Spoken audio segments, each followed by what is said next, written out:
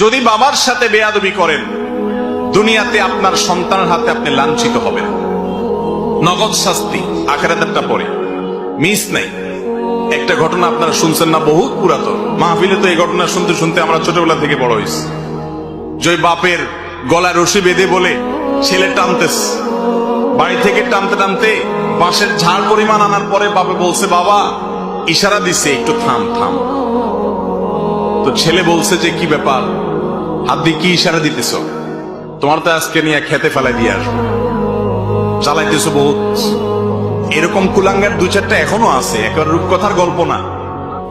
তখন বাপ বলে ছেলেকে বলছে, বাবা আর টানিস না, এই জন্য বললাম কারণ তোর দাদারে আমি এই পর্যন্তই আনছিলাম, এখন আমার পরিণতি আমি সেটা ভোগ করতেছি, যতটুক নিবি তুইও ভোগ করবি বাপ, মিস হবে না। এমন এক ডেঞ্জারাস বিষয়, যে সমস্ত সন্তান তার ছেলের সামনে তার মেয়ের সামনে বাবার জুতাটা সোজা করে দেয়, বাসা থেকে বের হওয়ার সময় জুতাটা আগায় দেয়, ওই ব্যক্তির ছেলে যখন বড় হবে সে তার বাপের জুতার উপর পাড়া দিতে তার বিবেকে বাঁধবে।